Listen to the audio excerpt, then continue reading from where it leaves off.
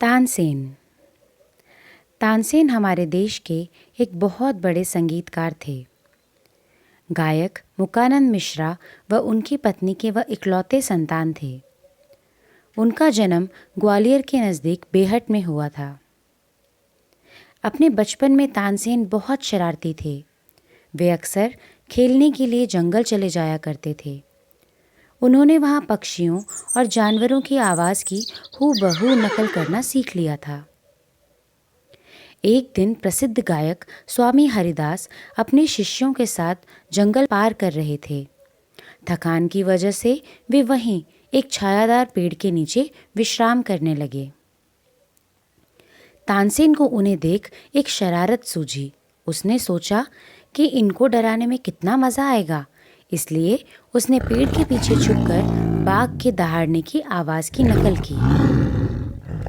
डर के मारे सभी यात्री इधर उधर भागने लगे, लेकिन स्वामी हरिदास ने उन्हें साथ आकर बैठने के लिए कहा। उन्होंने समझाया कि डरने की कोई बात नहीं थी, बाघ हमेशा खतरनाक नहीं होते थे। अचानक सभी शिष्यों में से एक ने पेड़ के पीछे एक छोटे से लड़के को देखा। उसने स्वामी को बताया कि वहाँ कोई बाघ नहीं था, लेकिन यह एक शरारती छोटा लड़का था। स्वामी हरिदास ने उन्हें कोई दंड नहीं दिया, बल्कि वे तानसेन के पिता के पास गए और उन्हें बताया कि उनका पुत्र बहुत शरारती था, लेकिन बहुत कुशल भी था। उन्होंने उनसे सुझाव दिया कि वह उसे एक अच्छा गायक बना सकते हैं। तानसेन की उम्र 10 साल थी जब वे स्वामी हरिदास के साथ चले गए थे।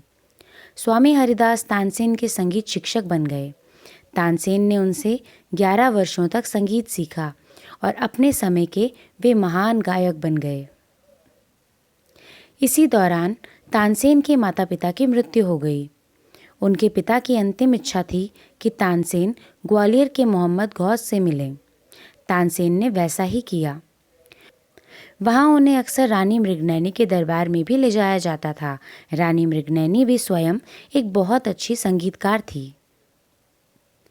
वहाँ तानसेन ने हुसैनी से शादी की, जो रानी मृगनयनी के दरबार में थी। हुसैनी स्वामी हरिदास की शिष्या भी बनी। तानसेन व हुसैनी के 5 बच्चे थे और वे सभी संगीतज्ञ भी थे। तानसेन अब तक बहुत प्रसिद्ध हो चुके थे। उन्हें सम्राट अकबर के सामने गाने का अवसर भी मिला। अकबर उनके संगीत से बहुत प्रभावित थे, इसीलिए उन्होंने तानसेन को अपने दरबार में शामिल होने के लिए कहा। सन 1556 में तानसेन अकबर के दरबार में शामिल हुए। अकबर उन्हें दिन या रात के किसी भी समय बहुत बार गाने के लिए कहते थे, बल्कि वह कई बार उन्हें सुनने के लिए उनके घर भी जाया करते थे। उन्होंने तानसेन को कई उपहार भी दिए।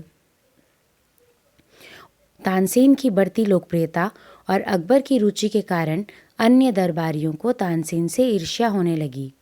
वे इतने ईर्ष्यालु थे कि उन्होंने तानसेन को बर्बाद करने की योजना बनाई। शौकत मियाँ, जो कि एक दरबारी थे, उनका एक बहुत चतुर विचार था। उन्होंने सुझाव दिया कि तानसेन को राग दीपक गाना चाहिए। एक अन्य दरबारी ने पूछा कि यह कैसे उसकी मदद कर सकता है। उन्होंने जवाब दिया कि अगर उस राग को कोई सही ढंग से गाएगा तो हवा इतनी गर्म कर देगा कि गायक जलकर राख हो जाएगा। तानसेन बहुत अच्छे गायक थे। अगर उन्होंने ऐसा किया तो वो मर जाएगा और वे सभी उससे छुटकारा पा लेंगे। शौकत मियाँ अकबर के पास जाकर कहते हैं कि उनकी राय में तानसेन एक अच्छे गायक नहीं थे, इसीलिए उनके परीक्षण हेतु उन्हें राग दीपक गाने के लिए कहा जाना चाहिए। वह राग केवल सबसे महान गायक ही गा सकते थे। शौकत मियाँ की बातों में आकर अकबर ने तानसेन को राग दीपक गाने को कहा। तानसेन डर गया, लेकिन वह राजा को नहीं कहने में असमर्थ था। इसीलिए तानसेन ने राजा से उसे कुछ समय देने के लिए कहा। तानसेन घर जाकर बहुत दुखी हुआ। उसने अपनी पत्नी से कहा कि वह राग दीपक को गाने में सक्षम है, लेकिन उसकी गर्मी से न केवल दीपक जलेंगे बल्कि वह भी राख में बदल जाएगा। तब तानसेन को एक विचार आया। कि अगर कोई राग मेघ गा सकता है, उसी समय राग मेघ अगर सही ढंग से गाया जाए तो बारिश लाएगा। उन्होंने अपनी बेटी सरस्वती और उसकी दोस्त रूपवती को ऐसा करने के लिए कहा। उन्होंने उन्हें राग मेघ सिखाया और 2 सप्ताह तक बहुत अभ्यास किया। तानसेन ने उन्हें समझाया कि वे तब तक ना गाएं जब तक कि दीपक जलने ना लगें। तानसेन योजना के अनुसार गए। पूरा शहर उनका गाना सुनने के लिए एकत्रित हुआ। जैसे ही उन्होंने गाना शुरू किया, गाने के प्रभाव से हवा गर्म हो गई और लोगों के पसीने छूटने लगे। गाने के प्रभाव से पत्ते सूखकर पेड़ों से झड़ने लगे, पक्षी मर गए और नदियों का पानी उबलने लगा। सभी लोग डर के मारे रोने लगे और अचानक ज्वाला से दीपक जल उठे। सरस्वती और रूपवती ने दीपक जलते ही राग में गाना शुरू कर दिया।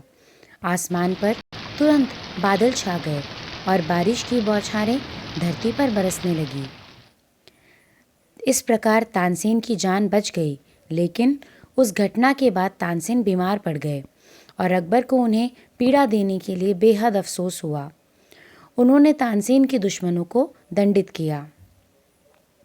जब तानसेन की हालत में सुधार हुआ तो पूरा शहर खुशी से झूमने लगा और उन्होंने जश्न मनाया।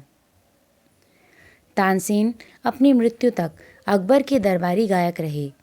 इस दौरान उन्होंने कई नए रागों की रचना की।